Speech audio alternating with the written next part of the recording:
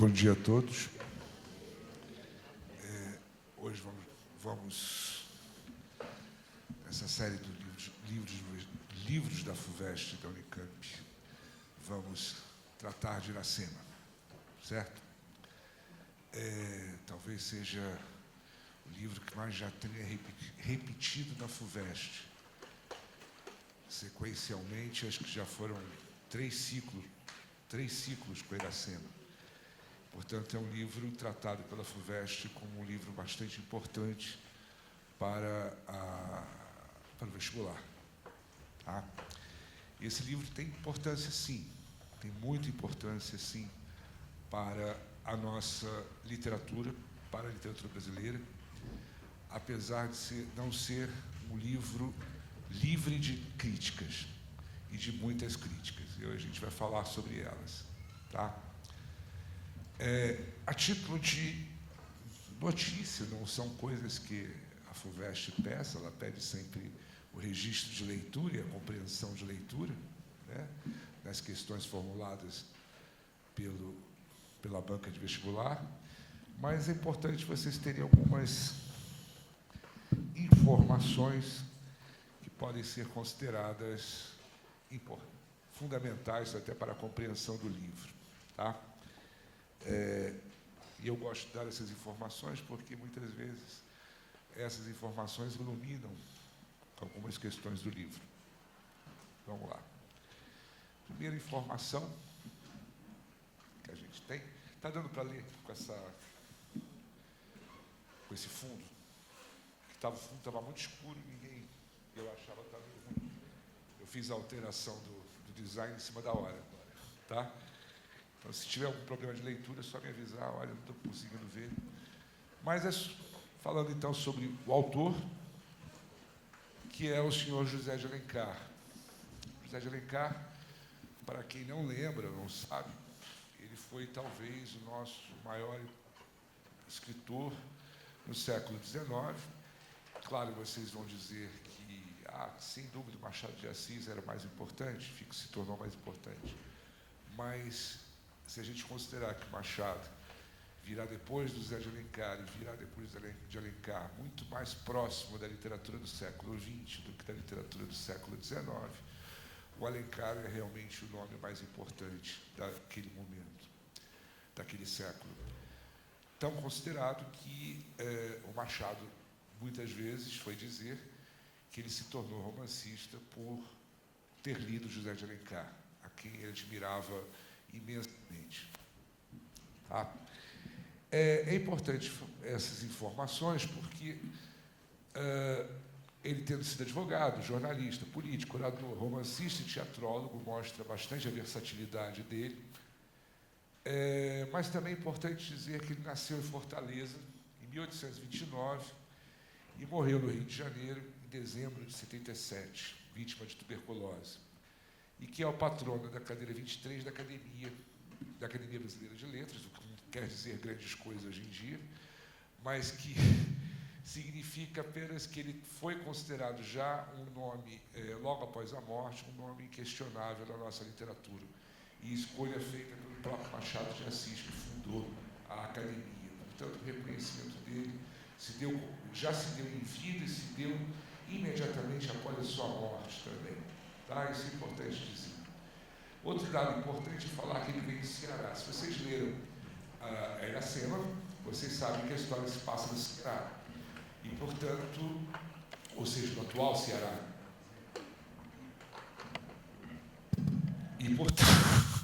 E, portanto, a paisagem desse estado, desse nosso atual estado do Nordeste, é bastante importante e até não só importante por causa do romance, mas por ter sido o lugar onde ele nasceu, né? E não é à toa que ele vai escolher esse espaço para colocar a narrativa de Iracema. Ele estudou em Olinda. E há um dado muito interessante para quem tiver curiosidade para saber um pouco da vida dele.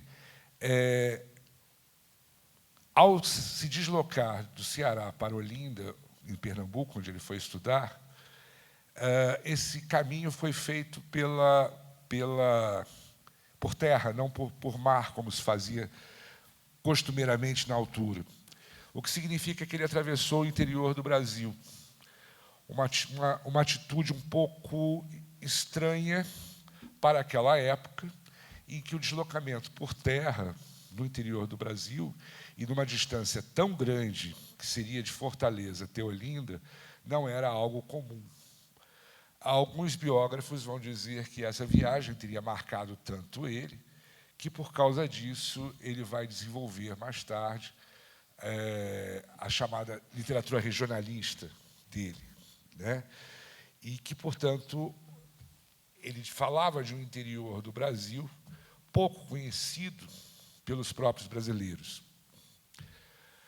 Quando ele se formou em Olinda, ele foi fazer o curso de Direito, ele vai para o Rio de Janeiro, onde passou a trabalhar como advogado, mas também e principalmente a escrever em jornais. Principalmente o Correio Mercantil e o Jornal do Comércio. Só para vocês terem ideia, o Jornal do Comércio foi o nosso jornal mais longevo, significa o jornal que mais durou na história do Brasil. Ele durou de 1826 a pelo menos 1999. Tá? São quase 170 anos de história desse jornal. Tá? E, portanto, guardando a história do país, tendo tido muita gente importante que escreveu nesse jornal, e dentre eles, obviamente, o José de Alencar. E é importante também dizer que o José de Alencar, quando escrevia nesses jornais, ele não escrevia unicamente literatura. Ou, melhor dizendo, ele não escrevia literatura. Na altura, crônicas não eram consideradas literatura. O fato de ele comentar um fato qualquer, um evento qualquer da vida cotidiana no jornal, não significava que fosse considerado, naquela época, literatura. Mas, principalmente, ele escrevia sobre política. Ele era alguém muito interessado com a política do Império e fazia as críticas à política da época. Ele era do Partido Conservador. O que significava ser do Partido Conservador no século XIX? No século XIX. Vocês têm ideia? A princípio, a favor da escravidão. Não só a favor da escravidão, mas principalmente a favor dos grandes latifundiários, dos grandes proprietários de terra, que manteriam, portanto, o sistema escravocrata a seu favor ad infinito, enquanto fosse possível, né? Mas, apesar disso, e a própria história ensina para a gente, que havia um ditado que se dizia naquela época, né, que o partido contrário ao Partido Conservador era o Partido Liberal. Então, naquela época, havia um ditado muito curioso, né, nada mais conservador do que o liberal no poder. Né? Então, vocês devem conhecer esse ditado. Isso não mudou muito, não. Muito bem. Faz parte da nossa história e dos nossos vícios políticos. Muito bem. O partido, apesar de ele ser do Partido Conservador, ele era um abolicionista. Mas um abolicionista à moda do século XIX, ou seja, daqueles que defendiam um processo abolicionista mais lento e gradual. Hoje, se considerando historicamente, é claro que a urgência da abolição sempre foi necessária, ela sempre foi urgente, mas olhando-se, de alguma maneira, o processo como se deu a abolição, hoje, na leitura que alguns historiadores fazem, esse processo talvez fosse mais... O processo lento, se fosse efetivamente levado a efeito, talvez tivesse sido mais racional ou mais lógico do que a forma como se fez mais tarde, em que não houve nenhum tipo de reparo à população escravizada. Tá? Mas isso é uma questão para o professor de História, não para o professor de Literatura. Tá? Apenas é um comentário de pé de página, nota de pé de página. Tá? Curioso que ele foi eleito deputado pelo Ceará, isso é bem interessante, mas sem nunca mais ter voltado ao Ceará para se reeleger. tá? Só para vocês entenderem como é que era o sistema político da época. Tá? Ele se inscrevia como deputado, os cearenses votavam nele, daquela forma absolutamente censitária e sem nenhuma ideia democrática possível, né? E se candidatava como deputado, e isso era comum, era o hábito da época, os deputados eram eleitos sem precisarem voltar às suas províncias de origem. Tá? Então, ele foi eleito várias vezes deputado pelo Ceará, e entre 68 e 70 foi ministro da Justiça de um gabinete conservador. E não foi muito legal, ou seja, não foi uma passagem muito legal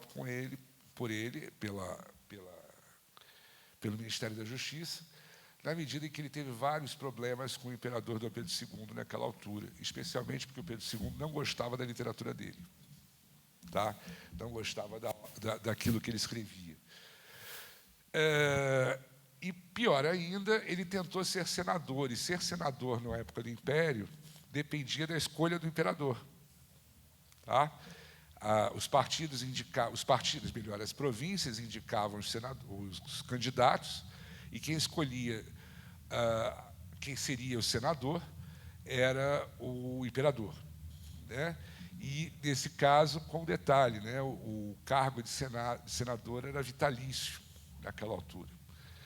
E, portanto, enquanto ele fosse vivo, ele poderia ser senador. Ele não conseguiu ser senador, largou a política e passou, a partir de 1873, se não me falha a memória, a só se dedicar à literatura, tendo falecido em 1877, vítima de tuberculose, como a maior parte das pessoas que moravam em cidades no século XIX no Brasil.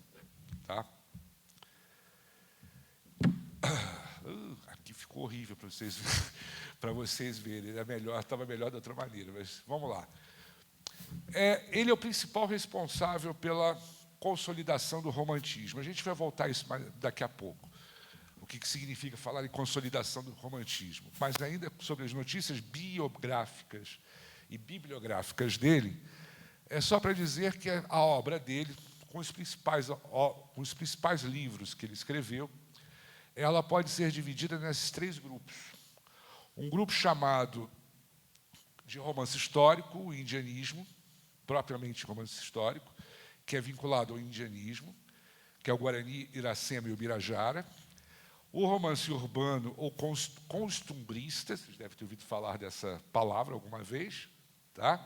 E que estão reunidos Lucila, Diva, Pata da Gazela, Sonhos de Ouro e Senhora. E o romance regionalista, e que marca o regionalismo romântico com esses 4 romances: o gaúcho, o Tronco do Ipê, Tio e o sertanejo. Tá? Esses são os principais grupos, quer dizer, as principais obras dele. Há muito mais coisas que ele escreveu, mas essas são as principais. Tá? Vamos, então, a Iracema. Iracema foi publicado em 65 e é o segundo romance de temática indianista do autor, precedido pelo Guarani e sucedido pelo Birajara. Aqui vocês veem a capa e a primeira página da primeira edição do livro. Bem, qual a importância do indianismo para a gente? O que significava aquela informação lá atrás que dava a dizer que o José de Alencar foi aquele que consolidou a nossa literatura? O que significava isso? Qual a importância do romantismo para a nossa literatura? Qual a importância do romantismo na nossa história, na nossa formação? Alguém quer arriscar? Ok. Ok. Vocês devem ter ideia do que foi a escola romântica de literatura, certo?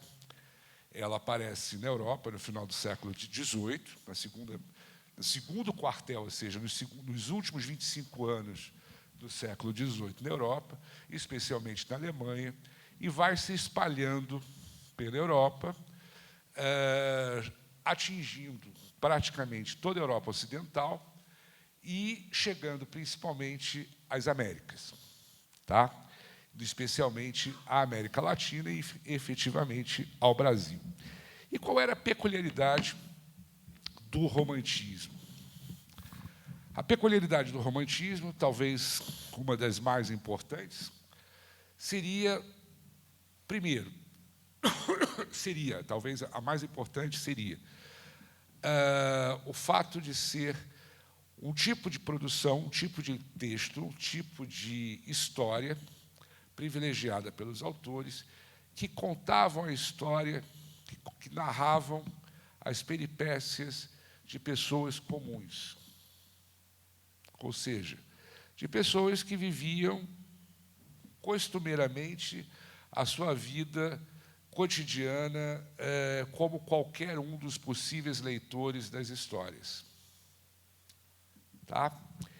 Isso significa dizer que a literatura deixa de se preocupar com os mitos, sejam eles clássicos, sejam eles modernos, para tratar exclusivamente ou tratar com muita atenção a população comum que vivia nas cidades, principalmente nas cidades. Bem, qual a importância desse processo? É porque, obviamente, essas pessoas são os potenciais leitores dessas obras. E não só os potenciais leitores, mas também porque são pessoas que têm um outro tipo de anseio, de vontade de ler outro tipo de texto. Tem uma outra expectativa sobre os textos que vão ler. Lembre-se de uma coisa muito importante. Qualquer tipo de entretenimento no século XVIII, ou até meados do século XVIII, era exclusivo, totalmente exclusivo do que a gente chamava de aristocracia ou altíssima alta burguesia. Ou seja, só as pessoas muito ricas tinham direito a entretenimento, tá? Ou pessoas com algum tipo de poder tinham direito ao entretenimento.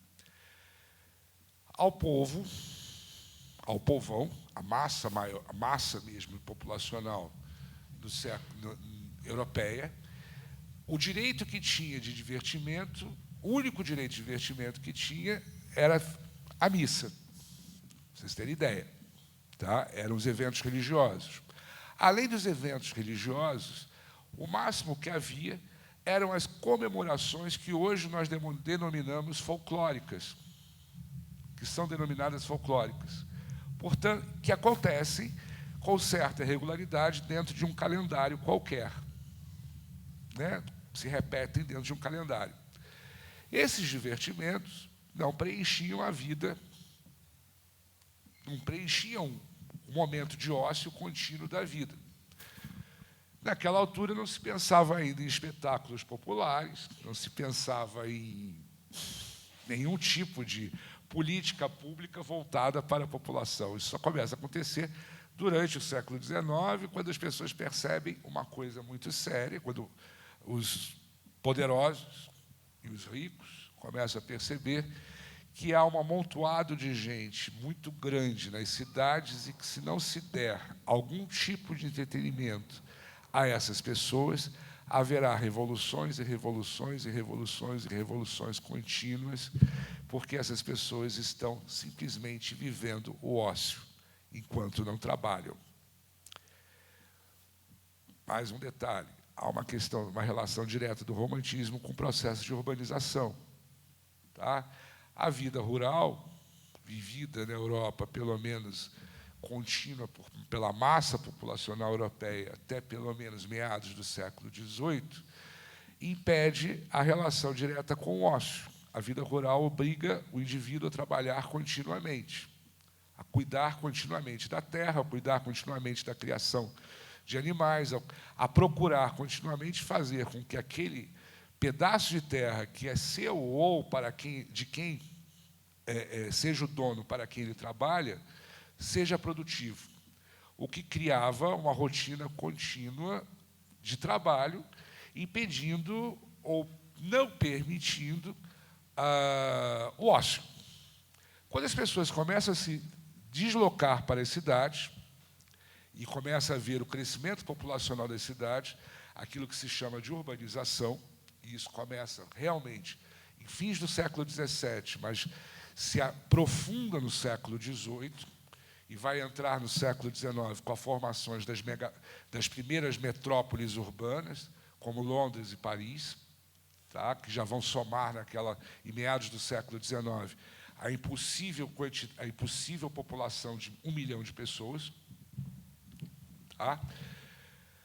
Imagina, nunca poderia imaginar São Paulo. Enfim, havia um problema para as pessoas que vão trabalhar, porque elas vão atraídas pela indústria. Vão atraídas pela indústria e também por algum tipo de segurança que as cidades oferecem frente às contínuas guerras que acontecem entre as diversas potências que estavam continuamente guerreando. Muito bem. Ao irem para as cidades, o trabalho que é oferecido não é contínuo. Não é contínuo.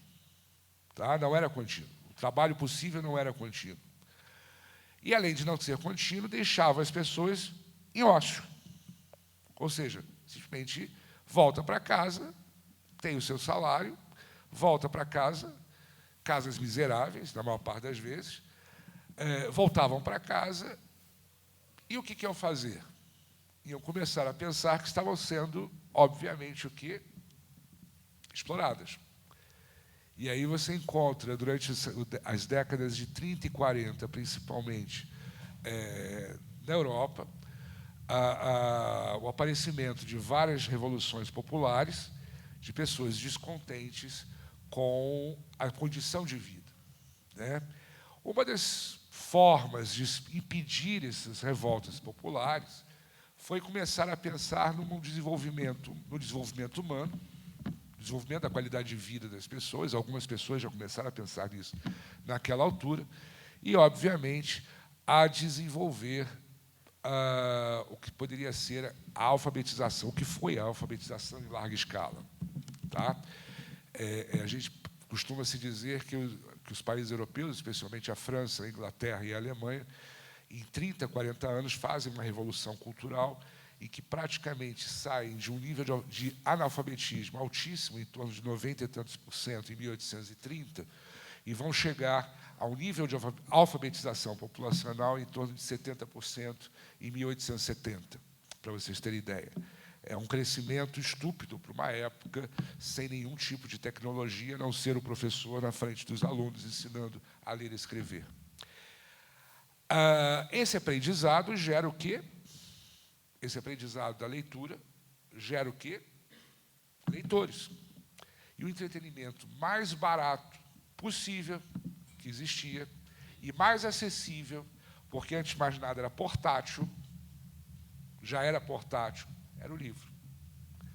Então começam a aparecer desde, pelo menos, isso na Alemanha, desde finais do século XVIII, mas vai se tornando contínuo por toda a Europa, uma indústria do livro que vende as histórias mais diversas possíveis, mais interessantes ou desinteressantes possíveis, que poderiam ser consumidas por essa população urbana que está crescendo continuamente naquele século. Além disso, há um processo muito importante que está acontecendo na política europeia, naquela altura, que era o aparecimento dos Estados nacionais, ou os Estados-nação. Esses Estados nacionais são, na verdade, produtos da Revolução Francesa e depois produtos do que vai ser o domínio de Napoleão sobre a Europa, sobre grande parte da Europa, pelo menos até 1810. E o que era, e por que isso? Eu não sei se vocês vão lembrar, novamente, de história, quando a Revolução Francesa, qual é a primeira medida que se faz antes de cortar a cabeça do rei? Não sei se vocês vão lembrar disso. A Revolução foi em julho de 1789, 14 de julho, né, como se sabe, E começam, então, as diversas revoltas que vão que vão levar a população a Versalhes, tiram o rei de Versalhes e levam de volta para Paris. E o que acontece quando ele chega em Paris, em agosto de 1789? Ele é coroado rei dos franceses.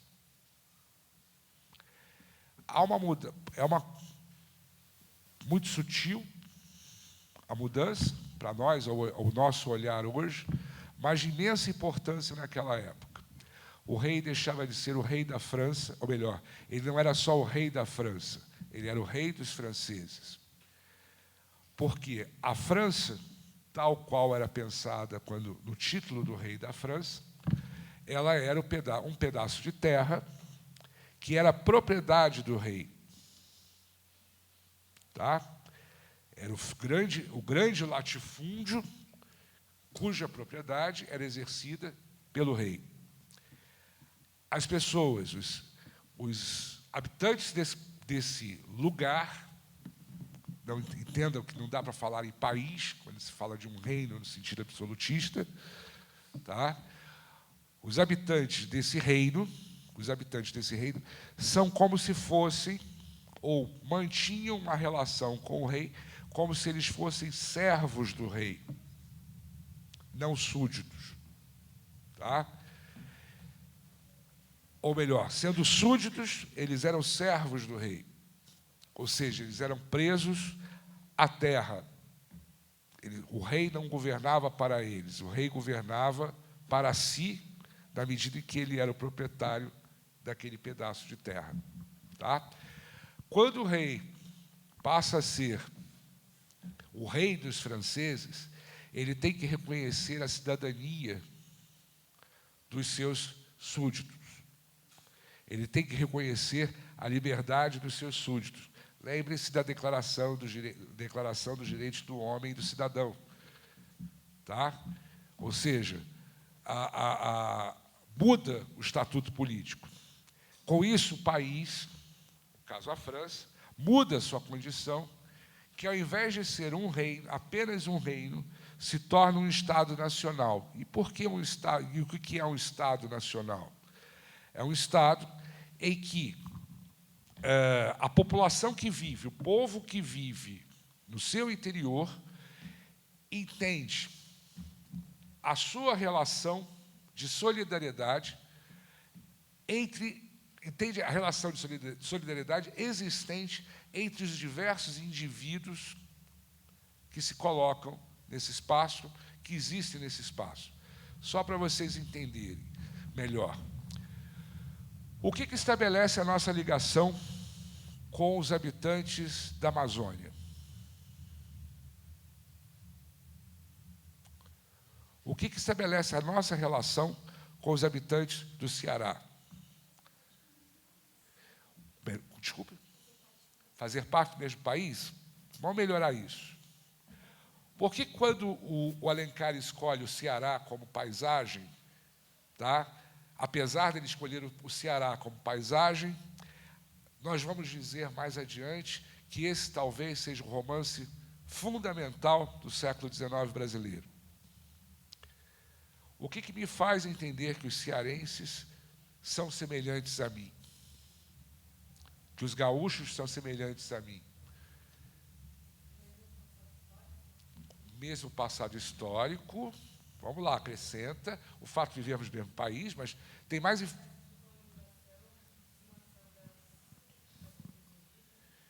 Todo brasileiro sofre disso.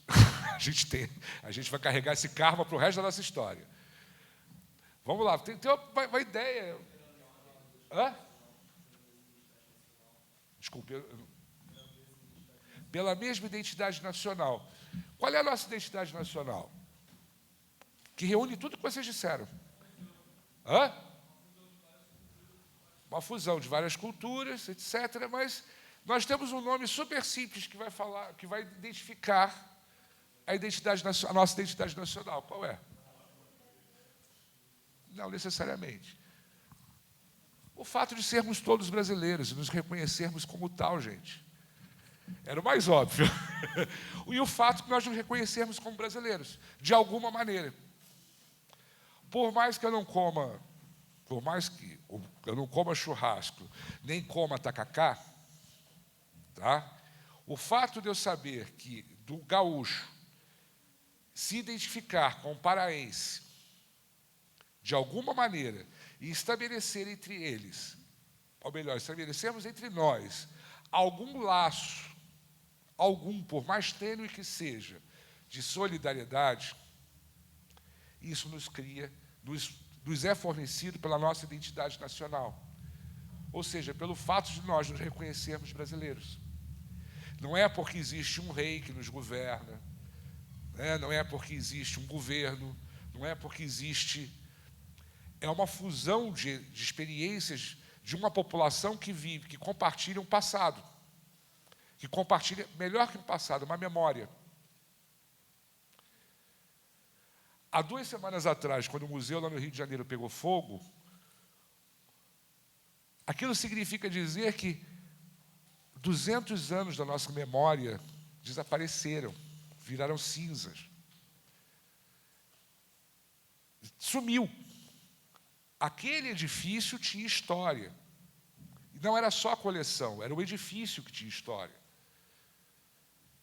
A coleção presente lá tinha história da humanidade. Era maior ainda. Nós guardávamos uma boa parte da história da humanidade ali. E aquilo sumiu. E o fato de nós guardarmos, por pior que seja as condições desse país para cuidar disso, era motivo de orgulho. Como é motivo de orgulho o Museu do Ipiranga. É sim. Pode estar caindo aos pedaços, mas tem lá coisas que foram guardadas para gerações futuras entenderem não só a história, mas entenderem o próprio processo de construção de conhecimento nesse país, sobre esse país e desse país sobre o mundo. Isso faz parte de nós. Isso é uma parte de todos nós. Muito bem, voltando à questão. Voltando à questão principal. Essa identidade nacional, ou o reconhecimento dessa identidade nacional, passa a formular os Estados nacionais. Uma profunda modificação política na forma dos Estados se organizarem. O que significa dizer que, a partir desse movimento na França, ao mesmo tempo, com o aparecimento da independência dos Estados Unidos, tá, lá em 1776, a ideia de Estado Nacional passa a ser muito funcional para um mundo que estava se desenvolvendo naquele momento. E o Napoleão, quando vai controlar a Europa inteira, até 1810, ele, especialmente nos lugares onde isso não existia, essa ideia não existia, funda estados nacionais, como, por exemplo, na Alemanha, na Itália, no que é chamado os Países Baixos, onde não existiam estados nacionais, ele cria.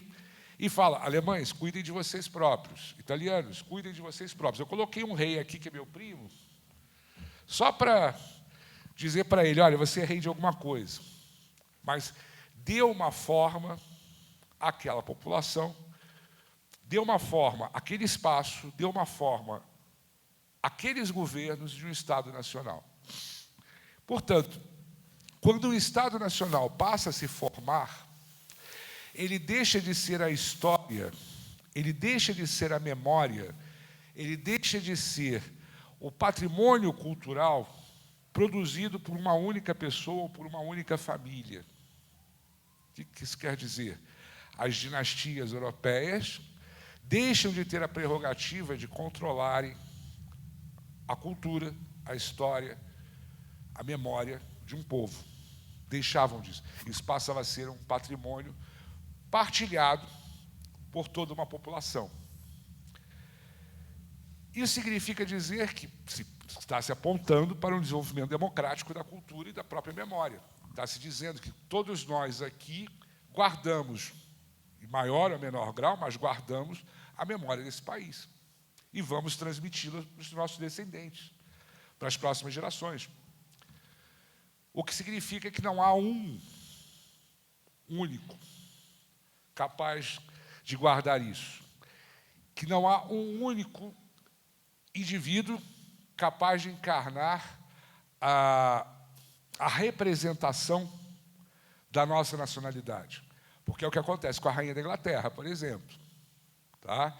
A Rainha da Inglaterra, ela é a representação do que seria, a representação viva do que seria a Inglaterra. Isso desde lá, a Elizabeth I, os reis ingleses passaram a representar isso. Só que representa a terra, não os ingleses. Os ingleses são representados no parlamento, e eles sabem muito bem disso. Tá? A representação deles está no parlamento, não está na cabeça do rei, não é na coroa do rei. O que isso nos leva a pensar? Com a formação dos Estados Nacionais, passou-se a se projetar e a se pensar uma história comum, a se escrever uma história comum. E não era mais a história e as histórias dos grandes heróis que serviram aos reis, dos grandes heróis que serviram às grandes famílias que controlaram o reino, mas aqueles que se destacaram para formarem a identidade nacional de um povo. O que se torna bastante interessante, porque a partir daí, qualquer indivíduo, por mais plebeu, por mais pobre, por mais humilde que seja, poderia passar a representar um país, a representar um povo. Qualquer indivíduo poderia requerer a condição de herói.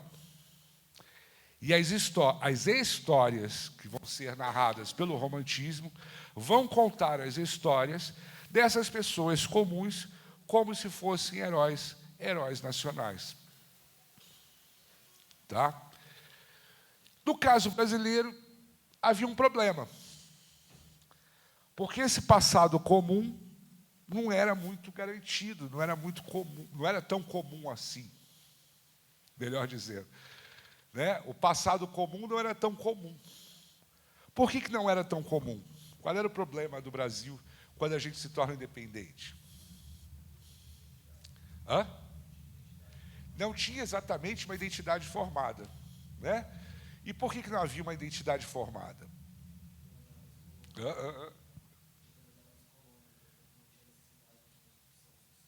A gente tinha nessa condição a gente tinha até, porque a gente era súdito do rei de Portugal, tá? Mas isso não quer dizer que nós fôssemos portugueses. Era uma diferença bem grande da condição colonial. Mas havia uma questão mais ainda, além dessa. Era o fato do Brasil não ser Brasil. Até o rei de Portugal, o Dom João VI, precisar criar o Reino Unido, Brasil e Portugal, a gente não tinha o Brasil da forma como a gente tem hoje. Como é que era? Na altura do Dom João VI, havia 2 estados coloniais, ou melhor, 2 estados, nesse território que a gente chama hoje de Brasil. Quais eram? O estado do Brasil e o estado do Grão-Pará. Vocês sabiam disso? O estado do Brasil seria aquilo que vem do Ceará até o Rio Grande do Sul, e o Grão-Pará pegaria grande parte do nosso centro-oeste, toda a Amazônia, Maranhão e Piauí. Eram 2 estados, tá? Que já eram, na altura do Dom João VI, vice-reinos.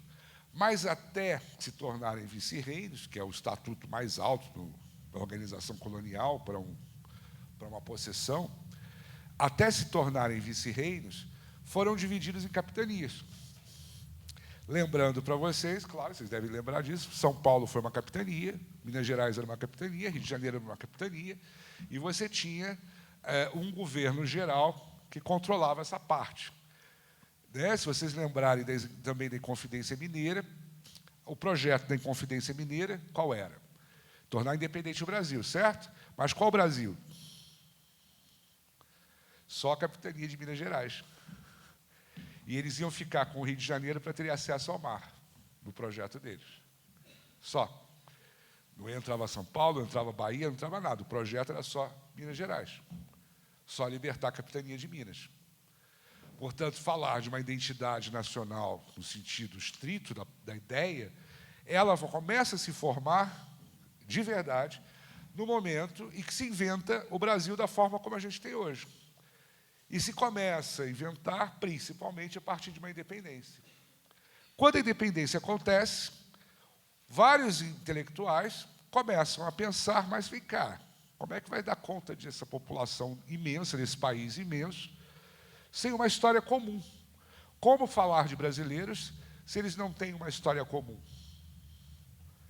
Como pensar, e aí sim, como pensar em reunir o homem que está lá no Rio Grande do Sul com a mulher que está lá às margens da foz do Amazonas, em Belém do Pará? Como assim fazer com que essas pessoas se identifiquem? A única tecnologia possível naquela época, e com todos os problemas que vocês devem saber, que havia possível, era a tecnologia livre. Não tinha nenhuma tecnologia naquela altura que fosse mais eficiente do que produzir livros e histórias que estariam contidas nesses livros para, de alguma maneira, estabelecer entre esses várias populações algum elo de ligação.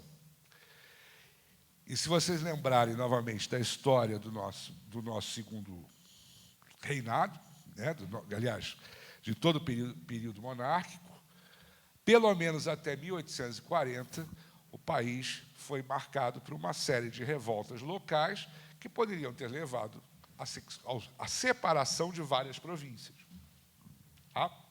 Lembre-se disso. Em vários espaços do país, em vários lugares. Essas revoltas, por exemplo, tendiam a separar essas províncias, porque não havia essa ideia de uma solidariedade comum entre as pessoas, de uma identificação entre as pessoas. A literatura do Alencar, por exemplo, vai ser uma dessas formas de estabelecer essas ligações.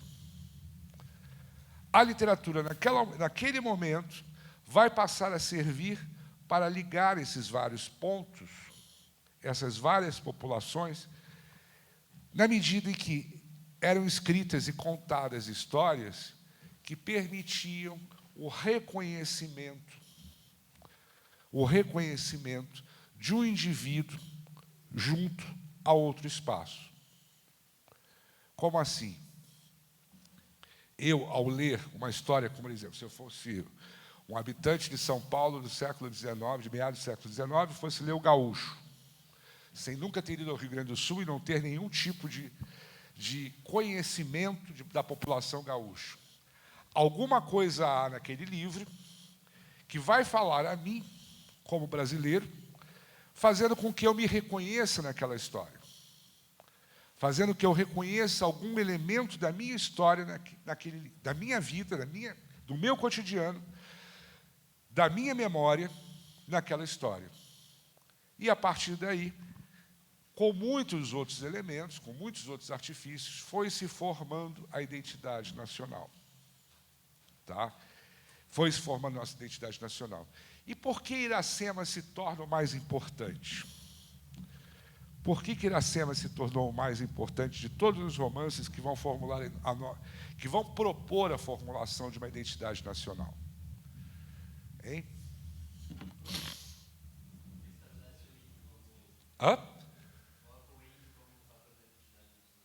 Como elemento? É o índio. É o índio. Ele já tinha feito isso no Guarani. Qual é a diferença com Iracema? Por causa do aparecimento do primeiro brasileiro. Sim, é o índio, mas vai além. E o Guarani você tem o Peri e a Ceci, aquela coisa meio doentia entre eles, mas a gente não sabe o que vai acontecer depois ao final do livro. Eles vão indo daquela tempestade terrível, depois daquela tempestade, seguindo em cima do caule da palmeira, em direção ao pôr do sol. Cena cinematográfica, aquele final, né? Em Iracema, a gente já tem a fórmula, quer dizer, já está dada a fórmula final. O Brasil se forma da junção do elemento europeu com o elemento indígena. Moacir é o primeiro brasileiro. Assim nasce o Brasil. Tá? E aí a gente começa a ler a história de Iracema como a história do próprio Brasil, do próprio país. Tá? E de uma forma, vamos dizer, até então, não tentada. Vamos seguir aqui os slides para a gente não... Caramba, tem 1 hora aí de quase. Desculpa.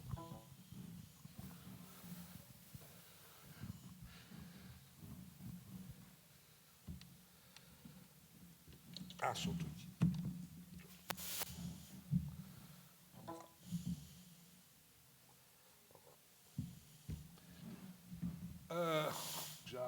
Já.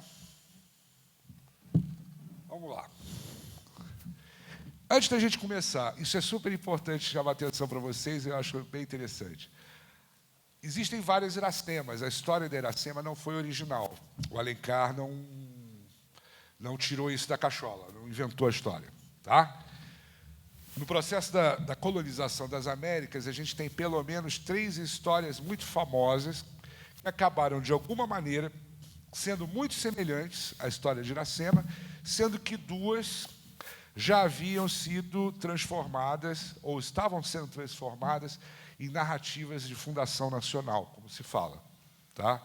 Que era a história do Hernán Cortés e a Malinche, que se passou no México no século XVI, a do John Smith e da Pocahontas, que se passa no século XVII. E já havia, entre as várias histórias, naquela altura, a história do João Ramalho e da Bartira, aqui no litoral de São Paulo, no século XVI também.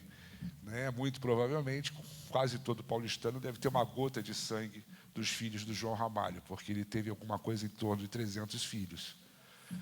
Tá? Ele casou com a Bartira, mas teve 40 esposas. Então, assim, ele, na verdade, é o pai do Brasil. Tá? Ele, na verdade, deve ser o pai do Brasil. Muito bem.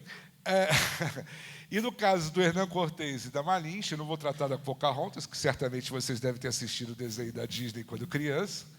Né? Vocês são da geração que viram esse desenho quando criança. A história do Hernán Cortés e da Malinche, que é a história mais complexa e que é talvez a mais semelhante à da Iracema. Na medida em que é o casal que é considerado o casal que funda o México, né? Quando o México se torna independente, vão escolher a história dos dois para ser contada como a história da fundação do México, isso lá no início do século XIX também, com um problema, um sério problema. Precisaram contar uma outra história, porque a história, aquela que está documentada efetivamente, é completamente diferente daquela que foi narrada por alguns narradores mexicanos. Por quê? A história narrada pelos narradores mexicanos é muito semelhante à da Iracema e do Alencar. A da Iracema e do Alencar. Tá? Muito, muito semelhante. Os dois se amam, têm o filho, fundam o México, etc.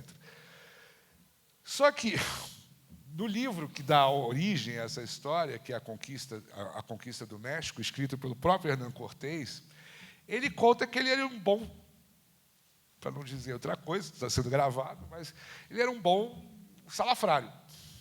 Por quê? Quando ele chegou no México, quando ele chega lá em 1515, se não me falha a memória, na costa mexicana, ele sabe que ali tem muito ouro, que existe o Império Azteca, ele já sabe disso, e que existe muito ouro, e ele está interessado nisso. Só que não sabe como é que se chega à capital dos Aztecas, onde está todo esse ouro. Era um lugar sagrado e secreto. E ele, então, consegue uma escrava indígena, que é a Malinche, que aprende a falar espanhol e sabe falar a língua dos astecas. Ela não era asteca. E aprende e sabe falar a língua dos astecas e serve como intérprete para ele. Ele seduz ela, literalmente, narrado por ele seduz ela se apaixona e ensina o caminho até a capital asteca. E o que é narrado é que quando ele chega, que é hoje a Cidade do México, onde é hoje a Cidade do México, há uma dizimação absurda, porque eles chegam com armas de fogo, canhões, etc. E praticamente o povo asteca que vivia naquela cidade é totalmente dizimado, e começa assim a história do México com essa tremenda traição, com essa tremenda forma de violência, né? Com todo esse e a escravização consequente de toda a população pelos espanhóis que vão chegando em busca do ouro asteca, tá? O interessante é que a história, quando foi narrada, cortou essa parte toda violenta. Ela se torna a mãe do México, né, com os seus filhos, com Hernán Cortés, que ela só teve um e ele nunca reconheceu esses filhos.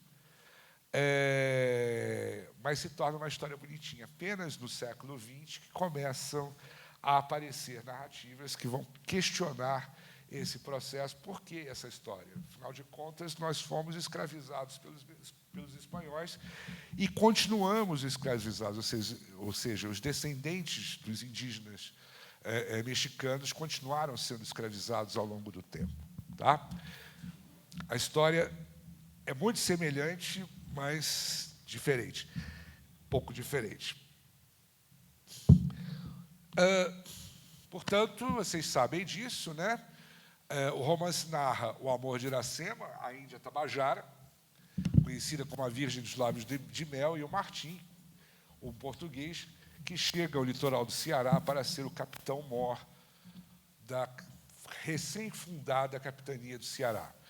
Do amor deles nasce Moacir, o primeiro brasileiro, e esse sim é o centro da narrativa, é o que importa de toda a narrativa, e por isso ela ganha a sua importância. Tá? Porque é a primeira narrativa que vai dar a forma ao povo brasileiro. Tá? Isso não é pouco para aquela época, é um grande salto, vamos dizer assim, já que se estava considerando que a nossa população somos, antes de mais nada, miscigenados.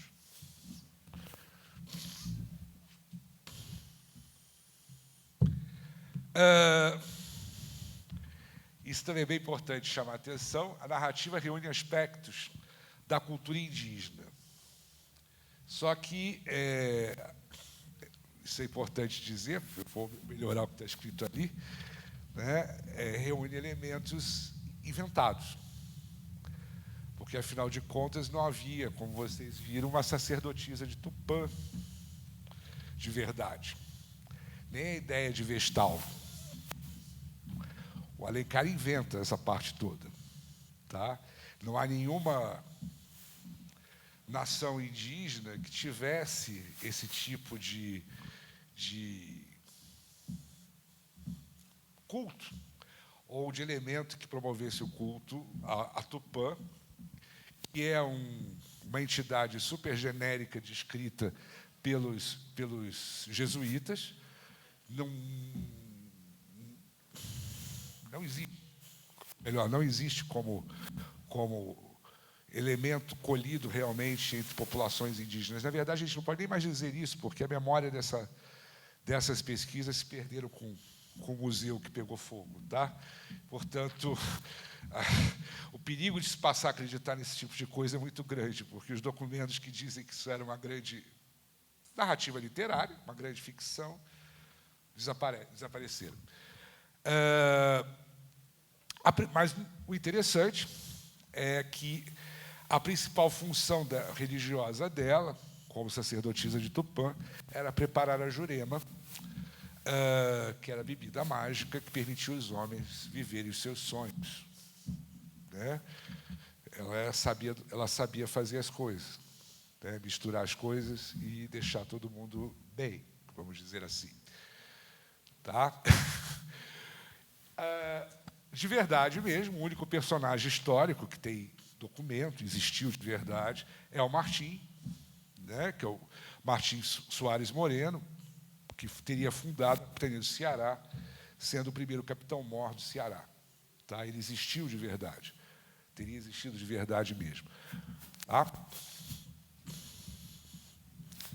E fez isso mesmo, foi lá e fundou o Ceará. Importante, também, antes da gente entrar na narrativa propriamente dita, o espaço onde a narrativa se passa é um espaço real, apesar de completamente transformado. Existe a Praia de Iracema, hoje em Fortaleza. Se alguém já foi a Fortaleza, a Praia de Iracema não tem nada a ver com a praia. Tem esgoto, tem língua negra, tem vendedor ambulante, queijo de coalho, e por aí vai, e por aí vai. Tá? Não tem nada mais a ver com aquele espaço, mas é aquele lugar. Tá? Ou seja, o cenário local teria sido ali. Tá? Da mesma maneira, o tempo. Né? O tempo histórico é o início do século XVI, se dando exatamente no período em que... do século XVII, desculpe, durante o início da colonização daquela região. Tá? Em termos literários, o livro, a narrativa, tem avanços e recuos, mas são muito poucos. Tá? Portanto, a gente pode dizer praticamente que é uma narrativa predominantemente linear. O que quer dizer que é uma narrativa que um acontecimento se dá e depois segue no tempo outro. Eventualmente, há uma lembrança de algum episódio passado e depois se volta para o tempo presente. Mas, basicamente, você não perde a linearidade. Tá? A noção do tempo não é perdida. Não há um embaralhamento. Apesar de haver eles tomarem Jurema em determinado momento, eles não ficam com o tempo embaralhado. Que dia é hoje, por exemplo? Ninguém faz essa pergunta. Tá? Outro elemento importante a chamar a atenção é que o narrador está em terceira pessoa, ele é onisciente, onipresente, e apesar de não haver muitas nações narradas, concomitantemente, ou seja, ele não aparece em dois lugares ao mesmo tempo narrando coisas, a não ser lá no momento que tem a batalha final. Tá? Ele aparece narrando o que acontece num lado e no outro, mas ele normalmente segue os personagens principais e vai contando o que está acontecendo. Tá? Não é também algo para a gente se preocupar muito. Só para vocês terem imagem, né? Essa seria a praia de Iracema, lá no início do século XVII, na imaginação do pintor José Maria de Medeiros, que pintou esse quadro em 1884. Essa é a imagem mais conhecida feita da Iracema. Tá? Apesar dela ter sido tema de samba-enredo no Rio de Janeiro, lá nos anos 60, eu nunca consegui encontrar imagens daquele desfile, que eu tinha vontade de mostrar. Tá? Mas, enfim, tá? É a imagem mais famosa dela, que seria o início do romance. Seria exatamente no início do romance, como nós vamos ver agora. Características principais. Iracema é construída como uma narrativa poética, uma prosa poética. Apesar de se apresentar em prosa, possui muitos elementos poéticos presentes na forma de contar. Tá? Principalmente dados que são a sonoridade, o ritmo, a cadência, né, uma certa métrica. Algumas pessoas já transformaram o texto do Alencar em poesia, e funciona bem, em versos dodecassílabos. Isso de uma forma muito usual do século XIX. Ao ignorar a forma da poesia versificada, o Alencar estava fazendo uma coisa nova. Tá? Ele está rejeitando o que seria o cânone de literatura. A gente pode dizer que ele tenta ser uma vanguarda muito tempo antes da vanguarda. Daí o caso, a gente ter um Alencar muito particular, e talvez por isso gerado a admiração do Machado. porque ele tinha algumas coisas, algumas características, algumas preocupações bastante sutis, escapavam ao leitor comum, mas que um leitor muito bem preparado percebia toda uma técnica que ele usava para criar o seu texto e dar uma singularidade ao texto nunca antes tentada. Por isso que, muitas vezes, o Alencar foi tratado como mau escritor, porque muitos não entendiam o que ele usava como técnica.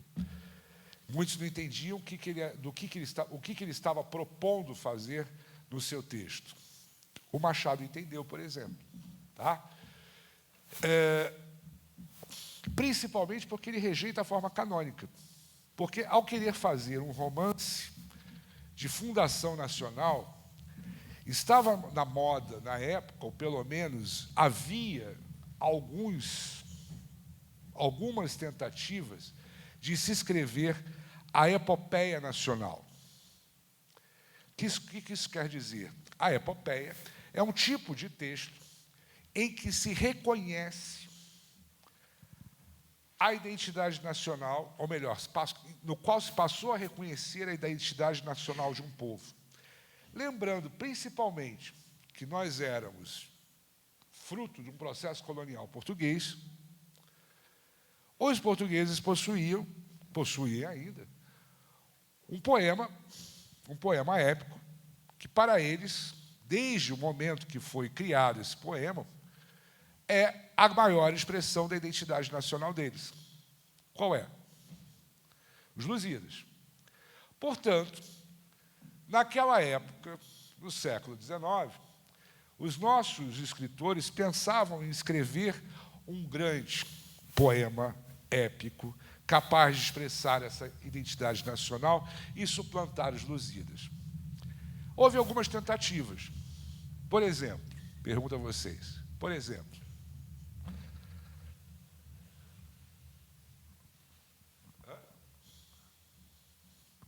o Ijuca-Pirama do Gonçalves Dias. Tá? E, desde o princípio, havia um consenso já, o Ijuca-Pirama é 1839, 37. Sou péssimo para lembrar a data, tá? Peço desculpas, mas é final da década de 30 do século XIX. O Ijuca-Pirama, já desde esse momento, desde o Gonçalves Dias, já se escolhia o elemento indígena como um elemento que deveria protagonizar essa epopeia nacional. O Alencar se dispõe a escrever essa epopeia. Só que ele não vai escrever a epopeia em versos. Ele não vai contar essa história grandiosa da fundação do Brasil em versos, como acontecia com os Lusíadas. Ele vai escrever na forma mais moderna que poderia existir naquele momento. E a forma mais moderna existente naquele momento era o romance. E por isso ele vai fazer o romance. Mas vai ser um romance escrito, como ele diz, ele próprio vai dizer, em prosa poética. Tá? O romance histórico, como romance histórico, melhor dizendo, Iracema ultrapassa a proposta anterior do Guarani, na medida que constrói efetivamente a epopeia nacional. Deixa eu passar por lá de cá. Daqui a pouco eu cair em cima dele. Por quê? O Guarani não consegue ser epopeia nacional porque ele, antes de mais nada, apresenta uma promessa. Ele encerra como uma promessa de futuro. A gente precisa acreditar que existe, que Ceci e Peri irão sobreviver à tempestade e que eles gerarão, em algum momento, os primeiros brasileiros. Além do mais, no texto do Guarani, há uma sobreposição, ou melhor, há uma importância muito maior dada à cultura europeia, portuguesa, do que aquilo que vai se considerar como cultura brasileira, que era o elemento indígena. Se vocês leram o Guarani, vocês vão lembrar, quando ele vai descrever a casa do Dom Antônio de Maris, ele descreve como se fosse um castelo medieval. A possessão toda do Dom Antônio de Maris aparece no Guarani como se fosse um espaço europeu, nos trópicos, em plenos trópicos. E o elemento indígena é quase isolado, é praticamente o peri. Quando se fala dos tamoios que vão com quem eles vão lutar, eles aparecem assim, são os inimigos malvados que aparecem lá e você não conhece muito a história daqueles personagens. Quando a gente passa para Iracema, ele tenta inverter. O elemento indígena se sobrepõe ao europeu. O europeu é a minoria nessa história. A principal, ou os protagonistas mesmos dessa história, não são o Martim e a Iracema, é a Iracema e todos os outros personagens indígenas presentes na narrativa. O Martim é quase que um coadjuvante da Iracema e dos outros índios. Há uma disposição em dar esse relevo, né, essa importância grande nessa narrativa ao elemento indígena. E, efetivamente, a partir daí, construir uma outra narrativa, fazer uma outra coisa diferente. Uma coisa que fosse, segundo ele, autêntica, brasileira. O problema de andar demais para lá, que eu gasto tempo para vir para cá. No slide. Vamos lá, pegar o texto. Que onde fica, dá para perceber exatamente por que ele se fala em prosa poética. Assim começa o romance. Verdes mares bravios de minha terra natal, onde canta a jandaia nas frondes da carnaúba. Verdes mares que brilhais como líquida esmeralda aos raios do sol nascente, perlongando as alvas praias assombradas de coqueiros. Serenai, verdes mares, e alisai docemente a vaga impetuosa, para que o barco aventureiro manso resvale à flor das águas. Onde vai a afouta jangada que deixa a rápida costa cearense aberta ao fresco terral a grande vela? Três entes respiram sobre o frágil lenho que vai singrando veloce mar e fora. Um jovem guerreiro cuja tez branca não cora o sangue americano. Uma criança e um rafeiro que viram a luz no berço das florestas e brincam, irmãos, filhos ambos da mesma terra selvagem. A lufada intermitente traz da praia um eco vibrante que ressoa entre o barulho das vagas. Iracema. E aparece. Termina o capítulo e nós entramos no capítulo 2, quando ela entra em cena. Ela finalmente entra em cena. Tá? Se vocês observarem, não é o caso de fazer aqui, mas eu poderia quebrar pelo menos os cinco parágrafos iniciais em versos. Transformava em versos, inclusive com rima. Tá? Além disso, a forma como ele vai iniciando a introdução da história, em que ele fala da paisagem e, ao mesmo tempo, fala da paisagem e fala a paisagem, tá? Tratando a paisagem como viva. Verdes mares bravios da minha terra natal, verdes mares, serenai verdes mares. Ele está falando com os mares. Tá? Isso é uma forma muito típica das epopeias. Muito típica das epopeias. Tá? Porque ele vai cantar esses espaços e vai cantar sobre os mares, vai contar sobre os mares, muda o cantar para contar, vai contar sobre os mares e vai contar histórias que se passam nessas paisagens. Por isso elas são tão importantes. Tá? E é um dado muito, muito interessante também chamar a atenção para vocês, que falar dessas paisagens é algo que distinguiria, para os nossos escritores da época, distinguiria de forma radical a literatura brasileira das literaturas europeias. Há um determinado momento em que, quando eu falo de um grupo de intelectuais, é realmente um grupo de pessoas que estavam pensando como escrever uma literatura brasileira, que eles escrevem para alguns autores portugueses, especialmente para o Garrett, perguntando para eles se eles considerariam a literatura brasileira, apesar de escrita em português, por ser escrita em português, se ela seria um braço da literatura portuguesa. E o Garrett vai responder a eles o seguinte: não, de forma nenhuma será. Será aquilo que vocês fizerem dela. Afinal de contas, nós temos diferenças abissais entre nós. Basta vocês olharem para fora da janela.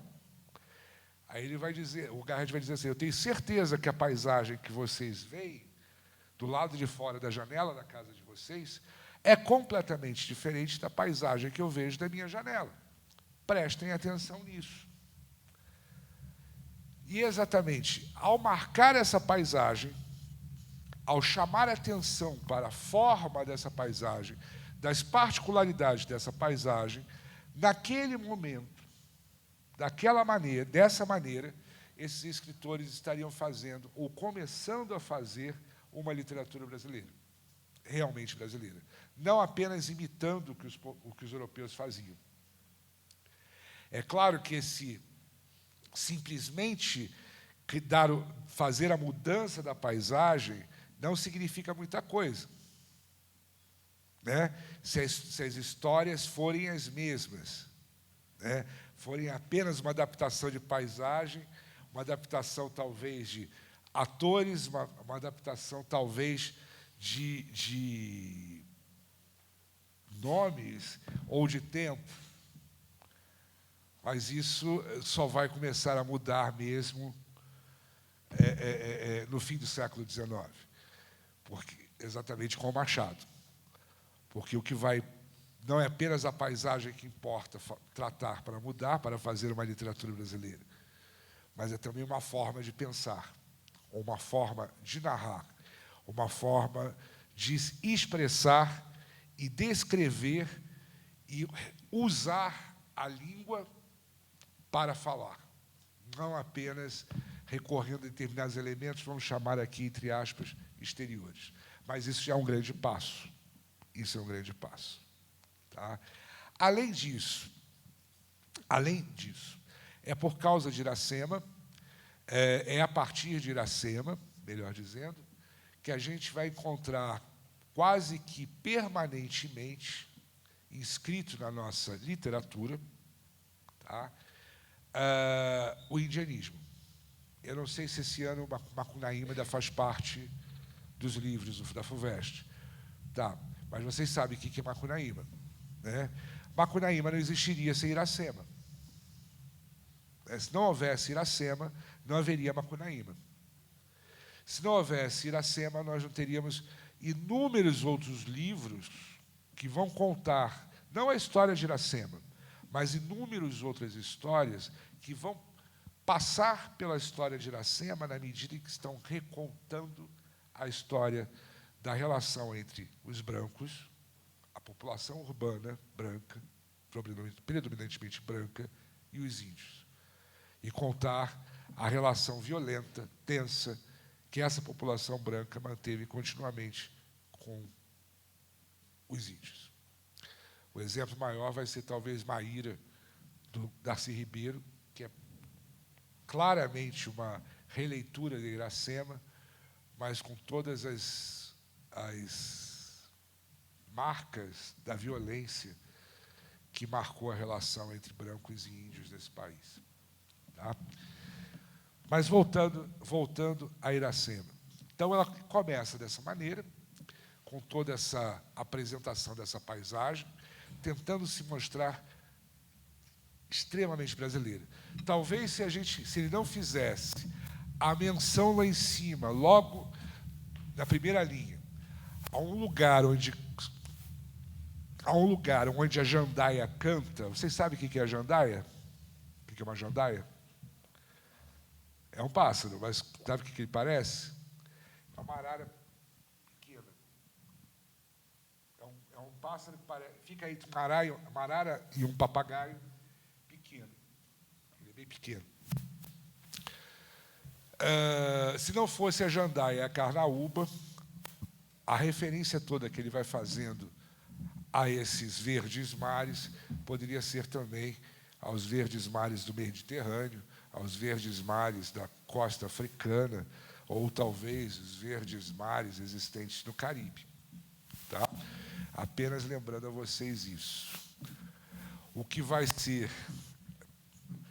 no capítulo 2, adensado para outros recursos bastante importantes.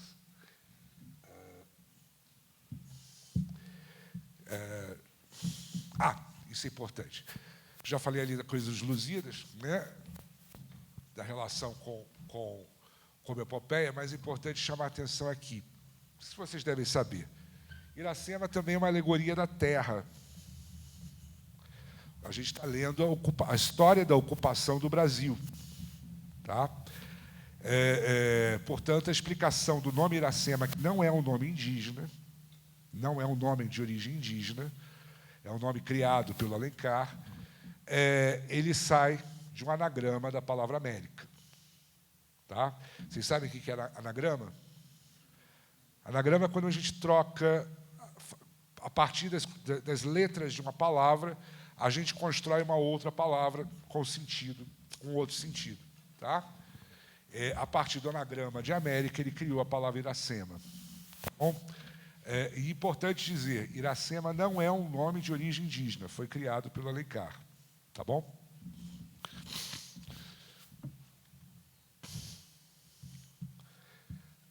O passado idealizado pelo Alencar está muito em consonância com aquilo que se propunha naquela época como história oficial, pensando que se está também, nessa época, se inventando ou se tentando narrar uma história do Brasil.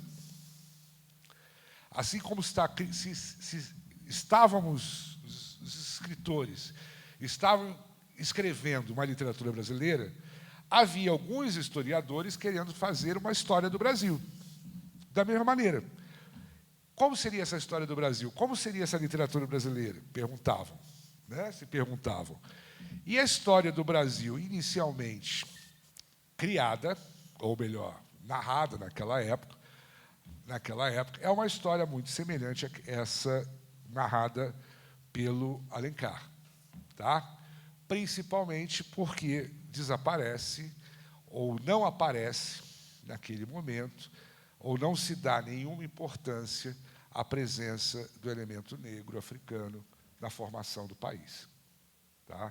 Os primeiros documentos que saem do Instituto Histórico e Geográfico Brasileiro, que é a primeira, vamos dizer, instituição de pesquisa historiográfica desse país, não levam em consideração a presença do elemento africano.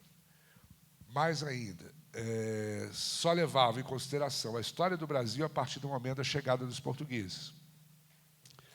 Então, é como se o Brasil, ou a população existente no Brasil, não existisse antes dos portugueses. Daí se passaram a usar a palavra descobrimento. Não sei se já pararam para pensar na palavra descobrimento. Né? O que significa descobrir? Nós, aqui na América, mantermos a ideia de descobrimento que os europeus mantêm, a ideia faz sentido. Eles não sabiam onde estava a América. Né? Então, eles descobrem a América. Mas nós que vivemos nas Américas, ainda falarmos de descobrimento, nós estamos usando o ponto de vista deles. Né? O certo seria, quer dizer, é uma palavra feia, seria falarmos de achamento, ou seja, fomos achados. Não que estivéssemos perdidos, mas fomos achados. Né? É um certo contrassenso manter a ideia de descobrimento do Brasil ou qualquer coisa parecida. Né?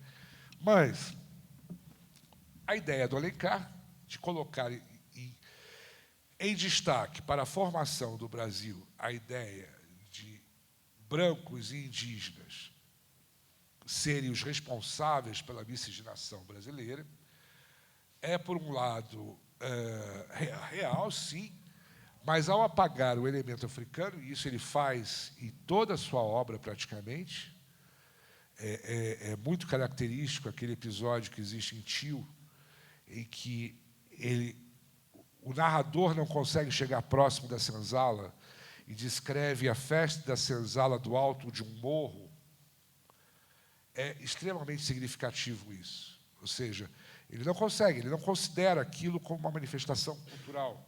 Ele não considera aquilo digno de aproximação do narrador.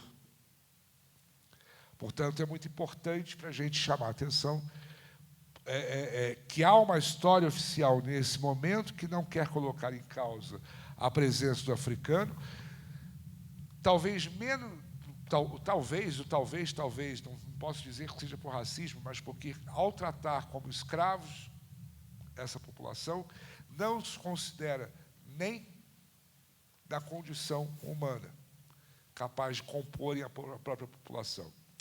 Além do mais, o elemento indígena, que já estava devidamente dizimado e não representava nenhum tipo de perigo, mais para o domínio do elemento europeu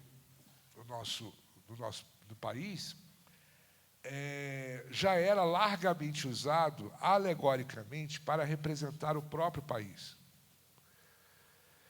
Ou seja, existem vários desenhos, desde 1822, que, ao representarem o Brasil, representam o Brasil através de imagens de índios. Normalmente uma mulher indígena. E, além do que, existe a primeira representação alegórica da América, que é de 1510, de Jean de Lery, é de uma mulher índia. É uma índia brasileira que é desenhada, e ele diz assim: esta é a América. Tá? E ele desenha essa Índia, se não me engano, Caeté, do litoral do Nordeste, como se fosse a representação das Américas. Tá? Essa imagem. Então, isso já era uma tradição como representação. Além do mais, o próprio país já estava se representando a partir dos elementos indígenas. Há um comentário, acho que eu pulei, saltei para um comentário mais adiante, mas há um dado bastante interessante que vai acontecer logo após nós nos tornarmos independentes e que vai demonstrar um certo tom de brasilidade. Apesar de Iracema não ser um nome de origem indígena, vários nomes de origem indígena passaram a ser adotados por aquilo que se chamaria de elite brasileira naquele momento, para batizarem os seus filhos nascidos a partir de 1822. Além disso, várias famílias, trocaram de nome para nomes indígenas a partir de 1822. Então, há famílias com nomes de origem indígena que trocaram de nome por excesso de nacionalismo e vontade e vontade de marcar essa nacionalidade. Além do que, o Pedro II, quando escolhe a sua roupa para a sua coroação em 1840, isso é o dado mais curioso, mas, ao mesmo tempo, significativo para entender a presença do elemento indígena e natural na composição da imagem desse país. O Pedro II escolhe, ao invés para o seu manto de coroação, ao invés de usar o arminho é um pedaço, é uma pele de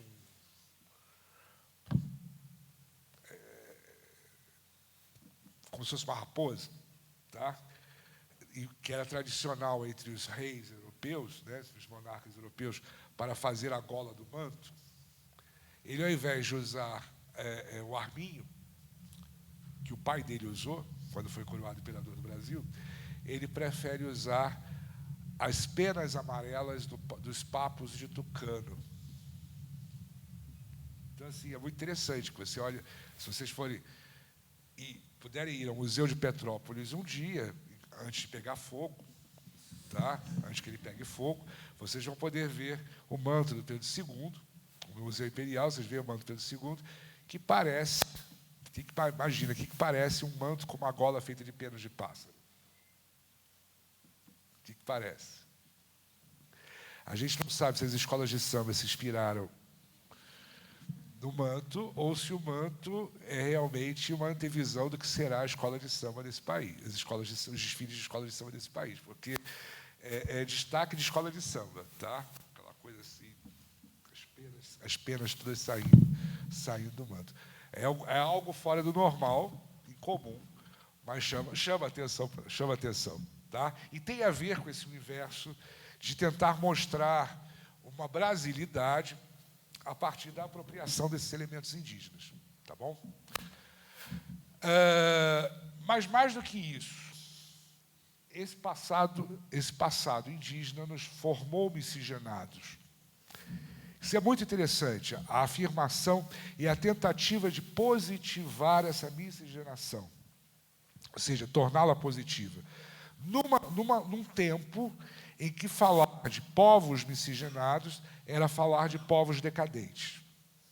Vocês devem ter ouvido falar dessa palavra em algum momento, eugenia. Né? Eugenia é um termo cunhado no século XIX para falar de raças superiores entre seres humanos e raças inferiores, sendo que as raças superiores eram as mais puras possíveis, portanto, aquelas europeias que não se misturaram com nenhum povo, principalmente os povos germânicos e nórdicos, e as raças inferiores, aquelas mais miscigenadas, o que estabelecia uma grande hierarquia e absolutamente estúpida, porque se nós considerássemos a ideia de raça pura, a quantidade de raças puras existentes na África é muito maior do que a quantidade de raças aspas puras existentes no resto do mundo. Tá? Só para vocês terem ideia, somos todos filhos da Eva africana, né? Aquela mulher que saiu do sul da África, que apareceu no sul da África, gerou os filhos, os primeiros Homo sapiens, e esses Homo sapiens se espalharam pelo mundo. A Eva, esses que se espalharam pelo mundo, representavam um grupo muito pequeno de famílias genéticas em relação a todas as famílias genéticas que ficaram na África. Alguma coisa em torno de 5% de grupos genéticos saíram da África para povoar o resto do mundo. Portanto, se vamos falar de raças puras, os africanos são mais puros de qualquer coisa do mundo. Mas eles não tinham ideia de que era genética na época, então usavam essa balela toda. Mas é interessante observar que ele está tratando de miscigenação e tornando isso positivo. É algo muito novo para aquele momento, tá? Numa época que miscigenação ou qualquer coisa que não fosse tratada como puro era algo inferior, tá? Afirma a condição miscigenada da nossa cultura, das nossas tradições, da nossa história, abole as diferenças entre colonizados e colonizadores e propõe uma integração sem volta entre europeus e indígenas. Não haveria mais como voltar para trás, isso seria irreversível. Tá? Na proposta do Alencar, a miscigenação está em função do elemento branco, é a questão problemática, ou seja, a cultura europeia ela engloba o indígena se civiliza e, portanto, deixa para trás toda a sua condição selvagem e essa condição selvagem é abandonada. Só lembrando a vocês que a Iracema se cristianiza, né? Abandona toda a sua relação com as suas tradições e vamos ter o início da catequização do Ceará a partir daí, o que é considerado, naquele momento, algo extremamente positivo. Tá? E esse detalhe aqui é bastante importante, né? E é bem do século XIX, reconhecer o valor civilizacional da cultura europeia que se transplanta para a América. Afinal de contas, civilização são os europeus, né? Ou seja, esqueça, por exemplo, que os 5.000 anos de história chinesa, por exemplo. Tá? Muito bem, esses dados, esses elementos são importantes, mas vamos para aquilo que é realmente importante na narrativa de Iracema. Quer dizer, um dos elementos mais importantes da narrativa de Iracema, acho eu, que é o fato de ser o primeiro registro literário que se tem notícia, em obra de grande circulação, na história da literatura brasileira, daquilo que a gente vai chamar de língua portuguesa do Brasil. Tá? Desde o início da nossa colonização, a gente sabe, existem registros de que o português que se começou a falar aqui se separou, ou pelo menos tomou distância da língua portuguesa falada na Europa. Há várias hipóteses por que isso, mas não importa aqui. Importa que o Alencar percebeu, e vocês sabem disso, que estudaram gramática em algum momento, que aquilo que a gente aprende da gramática muitas vezes não corresponde àquilo que nós falamos. Não que tenha que corresponder, mas muitas vezes fica estranho você ser proibido, por exemplo, de iniciar uma oração com pronome átono, quando todo mundo fala com... inicia orações com pronome átono, por exemplo. Né? Gramaticalmente não se deve falar, mas por que não pode? Né? E acho até que hoje em dia está podendo mais, né, da forma como se ensina a língua portuguesa. Mas, mesmo assim, na minha época, era totalmente proibido. Não podia fazer de alguma maneira. Tanto que eu tenho eu sei que eu posso escrever, que eu devo escrever, mas, sim, o lado mais rígido do professor de português bate na cabeça, não pode escrever assim. Muito bem. Mas é um dado extremamente importante isso. E ele não vai apenas usar apenas as palavras de origem indígena. Muitas vezes vão dizer, ele só usa palavras de origem indígena e continua escrevendo de uma forma muito distante daquilo que fala. Não, ele vai usar em muitos momentos a nossa sintaxe do português falado no Brasil. É um dos primeiros registros que se tem do que seja o português falado do Brasil. E presente num texto literário. Ou seja, ele não estava só preocupado em contar uma história que formulasse a identidade brasileira, que desse forma a uma identidade brasileira, mas preocupado também com a própria língua que nós usávamos para dar essa forma. Tá? E isso é o que me parece fazer com que o Machado tenha tido tanta admiração por ele naquele momento. Né? E aí, só para vocês terem aqui a ideia, o início do capítulo 2, né, em que ele começa assim: muito além daquela serra, que ainda azula no horizonte, nasceu Iracema. Iracema, virgem dos lábios de mel, que tinha os cabelos mais negros que a asa da graúna, e mais longos que seu talho de palmeira. O favo da jati não era doce, como o seu sorriso, nem a baunilha ressentia no bosque como o seu hálito perfumado. Mais rápida que a ema selvagem, a morena virgem corria o sertão e as matas do Ipu, onde campeava sua guerreira tribo da grande nação Tabajara. O pé grácil e nu, mal roçando, alisava apenas a verde pelúcia que vestia a terra com as primeiras águas. Um dia, ao pino do sol, ela repousava em um claro da floresta. Banhava-lhe o corpo à sombra da oiticica, mais fresca do que o orvalho da noite. Os ramos da acácia silvestre esparziam flores sobre os úmidos cabelos.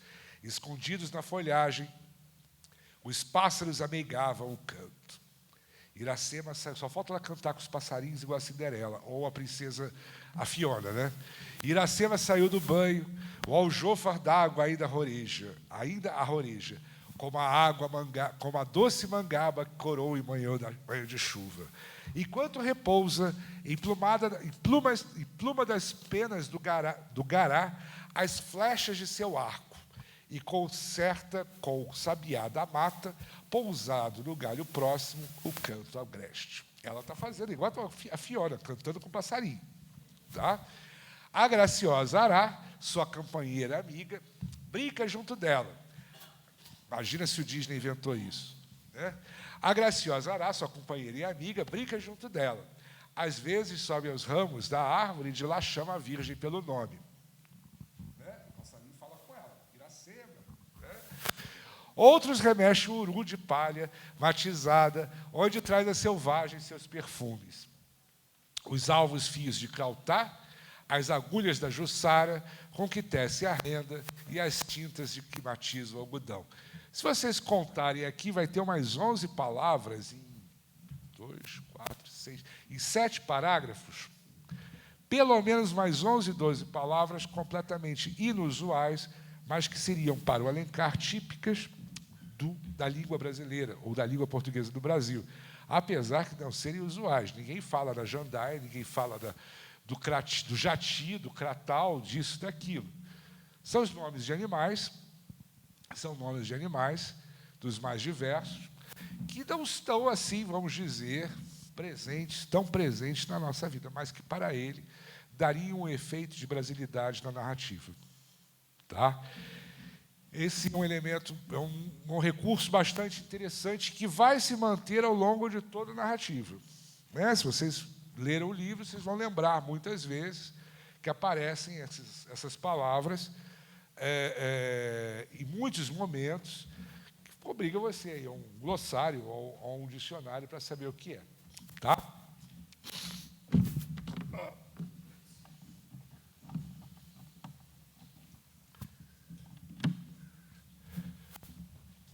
Alguma dúvida dessas palavras? Sabe o que é Majati? Se vocês fossem cearenses, saberiam, é uma abelha pequenininha. Importante chamar a atenção, a língua portuguesa Iracema se abrasileira, ou seja, perde o acento português. Isso é muito importante, porque se vocês observarem alguma poesia escrita principalmente do nosso neoclassicismo, do arcadismo, vocês vão encontrar alguns problemas. Vocês conseguem perceber que algumas... Tomara que vocês tenham percebido isso, né? Ou tenham lido. Mas, só para vocês terem ideia, alguns poemas escritos no nosso arcadismo não parecem rimar. Numa época que se rimava de qualquer maneira. Não parecem rimar porque, na verdade, o poeta, ou até o nosso romantismo, não parece rimar porque o poeta, na verdade, está usando a prosódia portuguesa, ou seja, a forma de falar portuguesa, da língua portuguesa, para poder trabalhar a sua versificação. Então, as palavras não rimam, se a gente fala em português do Brasil. Tá? Ao mesmo tempo que formas mais antigas do português de Portugal não parecem rimar, porque só rimam, há trechos dos Lusíadas, por exemplo, que não rimam se você pronunciar com a prosódia portuguesa. Mas se você pronunciar com a prosódia brasileira, o que acontece? Aparece a rima.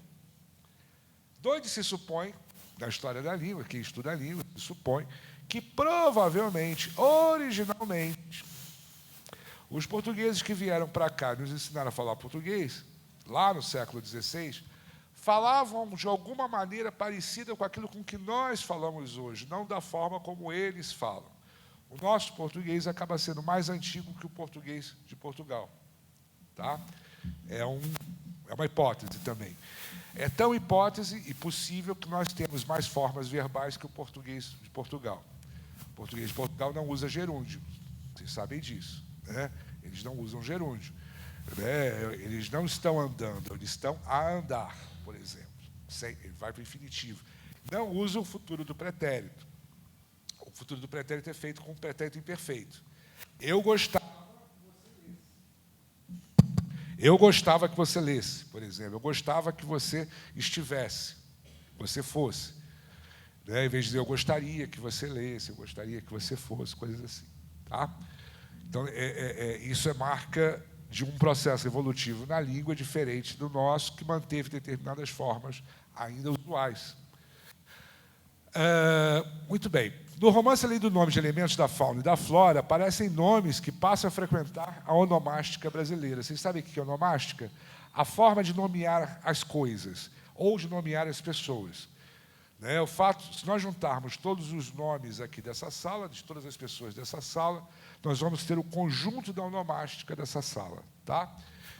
Que aí começa a aparecer de forma bastante comum, como eu disse para vocês, Andira, Araquém, Moacir, Poti, Irapuã, Jaci, Gessi, Japi, por aí vai. Dos outros romances de Anísio de Alencar virão os nomes de Peri e Cecil, Birajara, Biratã. Alguns historiadores registram que a utilização de nomes de origem indígena, utilizados para nomearem brasileiros, já aparecia com certa frequência desde os anos seguintes da independência. Um caso clássico é o aparecimento da família índio do Brasil, que se registra pela primeira vez em 1826. Tá? Outro fato relevante no uso da língua portuguesa foi a utilização de Alencar pela preferência, por preferir antepor o pronome átono ao verbo, tá? Que é a grande marca da nossa diferença com o português europeu. Tá? E aí tem uma citaçãozinha do Alencar explicando por quê, e podemos seguir para terminar. A estrutura do romance, ela é composta por 33 capítulos, sem grandes divisões, um prólogo e a carta endereçada ao Dr. Jaguaribe. Supervaloriza-se os espaços naturais, o exotismo e a grandiosidade desse espaço. São tradições supostamente indígenas, que são apresentadas e inseridas nas ações, deixando claro que o leitor, assim como Martim, encontra-se em um espaço dominado por forças estranhas e desconhecidas, como, por exemplo, aquele episódio que eles vão descer lá na caverna e vão ficar lá com a Jurema na cabeça um bom tempo. Né? Ao longo do romance, entretanto, um ambiente mágico e exótico vai dando lugar a uma lógica racional. Por quê? Por que isso? Porque vai se mostrando claramente o processo de sobreposição da cultura europeia à cultura indígena.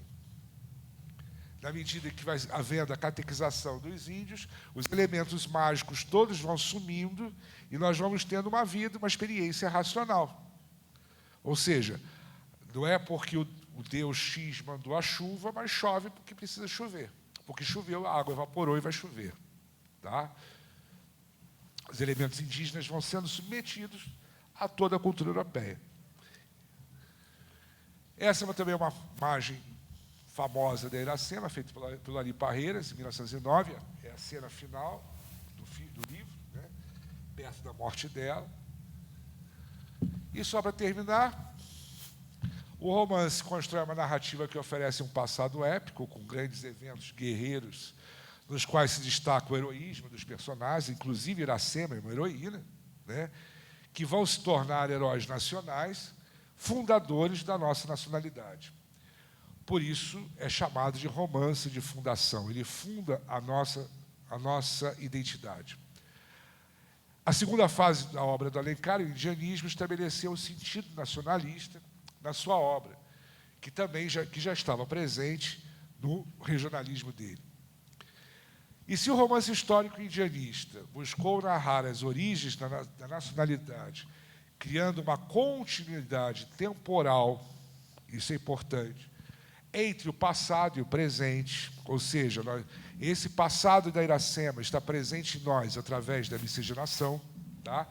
O regionalismo criou a continuidade espacial entre o campo e a cidade, entre o espaço rural e o espaço urbano. Tá? Era isso, meninos. Eu não sei se tem tempo para vocês fazerem perguntas. Se tiverem alguma pergunta. Já tinha esse slide. É isso mesmo. Questão do espaço, bastante importância dada ao espaço. Se tiverem alguma pergunta, estou à disposição. Ok? Oi.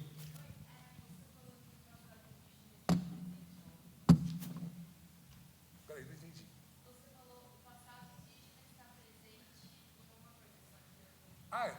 O passado indígena, essa relação do tempo passado com o presente, estaria presente em nós pela miscigenação, que é a ideia que o romance está nos dizendo.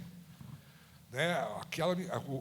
O casamento, a relação nós seríamos os filhos de Moacir.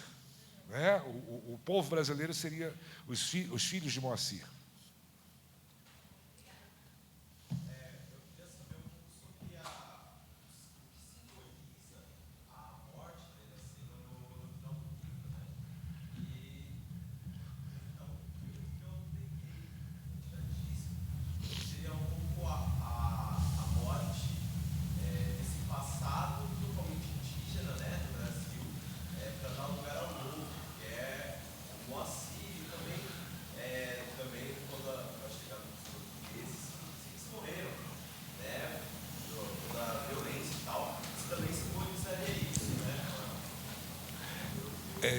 A morte de Iracema é um sacrifício, né?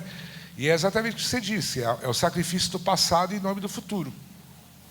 É preciso matar, já que é inevitável a chegada dos portugueses, é preciso matar o passado para que sobreviva a civilização. Portanto, que é o Moacir. Né? E detalhe, o Moacir não vai ser cuidado pela mãe, ele vai ser cuidado pelo pai, que é português. Então, mata-se a mãe para que o pai sobreviva, e aquilo que tem o valor realmente positivo, que é a ideia da civilização europeia, será mantido e passado a esse homem, essa criança miscigenada, que vai gerar, então, o povo brasileiro. Tá? Você estava correto, é exatamente isso. Tá? Oi? Você acha que hoje, uma manifestação no Brasil, a gente não tem a presença do elemento negro? Eu queria que você comentasse. Primeiro, nessa altura, o romance de fundação, o que vai ser romance de fundação, o que foi romance de fundação nessa altura, está falando. Lembra que eu comecei falando, o Alencar era do Partido Conservador, mas era abolicionista, etc. Tinha uma ideia da abolição lenta e gradual, etc. etc. Acho que muito mais para um conflito político, para evitar conflito político.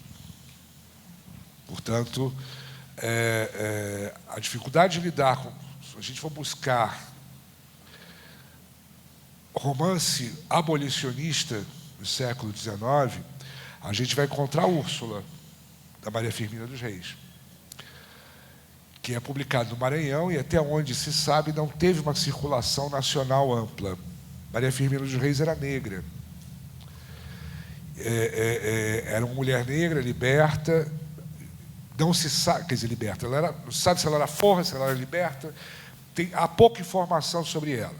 O livro é publicado em 1857, portanto, 8 anos antes de Iracema, né, alguns anos antes de Iracema, mesmo ano do Guarani, se não me engano, e é um romance abolicionista. Até onde se sabe, é o primeiro romance abolicionista brasileiro e talvez um dos poucos romances abolicionistas brasileiros. Se a gente pensa que a escrava Isaura fala de uma escrava branquinha que sofre todos os problemas, etc., e tem a escrava malvada, que é a Rosa, que é preta, acho que fica muito clara a dificuldade da literatura dar conta desse problema político naquele momento. Não havia censura, mas havia um problema.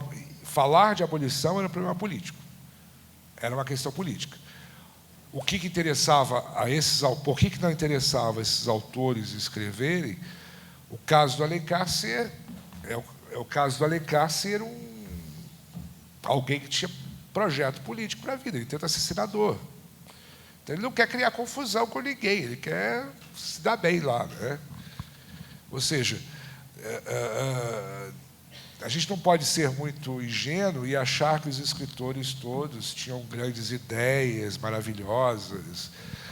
Não, eles são seres humanos como nós, com todas as contradições que nós temos hoje, eles também tinham.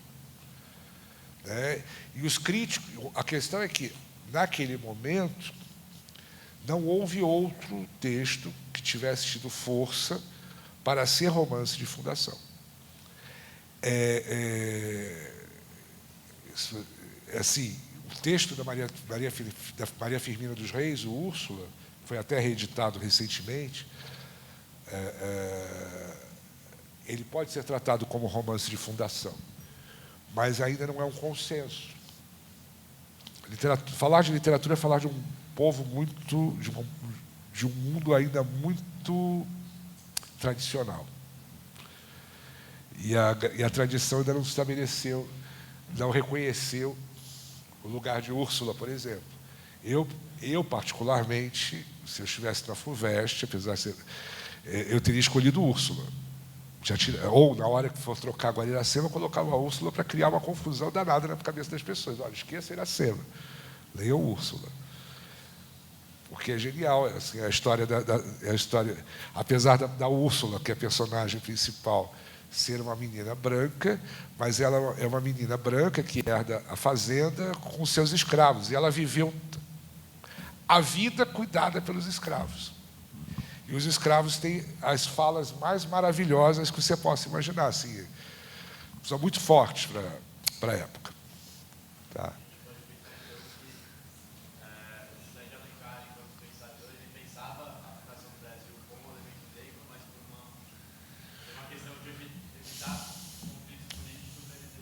Eu penso até que ele não considera na sua literatura o elemento negro, não aparece. Você não tem nenhum texto dele que dê atenção devida, sendo uma sociedade escravocrata. Né? Ele vive inteiramente numa sociedade escravocrata, com escravidão, com escravos, e ele não dá atenção devida a esses personagens, que ele poderia dar. Eu sempre lembro desse episódio do tio, em que os personagens estão andando daqui da região de Piracicaba, entre as fazendas em Piracicaba, e está havendo uma festa, acho que de São João. E os escravos na senzala estão fazendo uma festa muito bonita, muito grande, com muito barulho, batuque, etc. O narrador e os personagens principais assistem tudo de longe. E, digamos, é o único momento em que o Alencar se aproxima de uma senzala. Ou seja, ele está no alto do morro vendo foi o ponto mais próximo que ele conseguiu chegar de uma senzala. Então, ele não tem um elemento negro na literatura dele. Apesar de ele ser abolicionista, ele não coloca, ele não leva para dentro do texto dele a questão do negro. Não foi uma questão para ele, não foi um problema para ele, sendo ele tendo ele vivendo ao lado de escritores já escritores mulatos e negros que estão começando a aparecer na época dele, tá?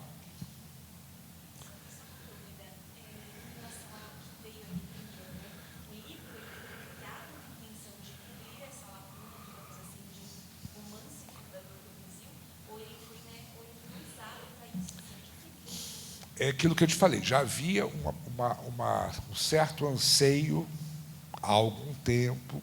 Quando eu comentei o Juca Pirama, já havia uma vontade por parte de vários escritores de escreverem essa narrativa da Fundação Nacional. Tá? Então, estavam tentando, não é só o Juca Pirama, existem vários outros que não têm grande importância. O texto que realmente melhor serviu a ser considerado a narrativa de Fundação Nacional foi o Iracema. E aí, por isso tudo, ou seja, pelo fato dele trazer a história, porque por pior que a gente possa dizer, caramba, mas podia ter sido diferente. Sim, podia ter sido diferente, mas o pior, a submissão do elemento indígena ao elemento branco é real. Os brancos dizimaram os índios, isso significa que submeteu mesmo, e a cultura indígena quase que desapareceu na nossa sociedade. Né? Então, está ali. Mas não só isso, é a coisa da língua portuguesa, é a coisa da forma como ele escreve. Então, todos esses elementos, mesmo ele tendo tido a vontade de escrever, e realmente foi intencional, o livro tem as características, sim, para poder merecer esse nome, essa identificação. Tá?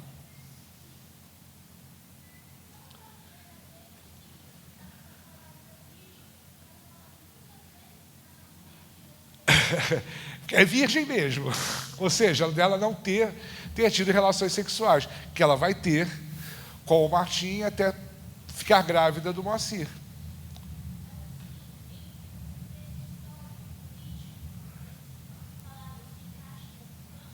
Se encaixa porque ela, na ideia principalmente, dela ser a sacerdotisa de Tupã, ser a vestal, né? Para ele usar a palavra vestal, ele tem que usar a virgem. As vestais eram sacerdotisas romanas, da deusa Vesta, que guardavam, e acabou sendo sinônimo de mulher virgem, na língua portuguesa. O fato dela ser a sacerdotisa de Tupã, o Alencar inventa, então, que ela tem que ser virgem, porque a questão da virgindade, na maior parte, a questão da virgindade feminina, até onde se sabe, na maior parte das tribos, dos grupos indígenas que existiram ao longo da floresta tropical brasileira, ou seja, do litoral brasileiro, não era uma questão, não era um problema. A virgindade não era uma coisa exigida, não havia problema com a virgindade, tá? Então ele cria isso, ele cria essa ideia. Então, por que criar essa ideia, né? Por que dar a virgindade ou fazer a Iracema virgem? Para dar a ela, aí sim, uma forma que justifique a sua condição sagrada. Porque para ela ser sacerdotisa de Tupã, né, e ela ser reconhecida pelo leitor das cidades, ela tinha que ter essa característica. É uma invenção dele para fazer isso. E para dar forma mesmo, a ideia da transgressão que representa, o tamanho da transgressão que irá representar o fato dela se entregar ao Martim. Tá? Porque lembra que eu brinquei com vocês? Eu falei para o João Ramalho, casou com a Bartira, teve, segundo conta, 40 filhos com ela, mas teve os 300 com outras índias. A ideia, até onde se sabe, de vários grupos indígenas, a ideia da fidelidade do casamento não era importante, e, ao mesmo tempo, a ideia da manutenção da virgindade. Não era uma questão entre eles, não era um problema, entendeu? Então, assim, é tudo uma invenção do Alencar mesmo. Mais alguma pergunta? Se não há, eu agradeço.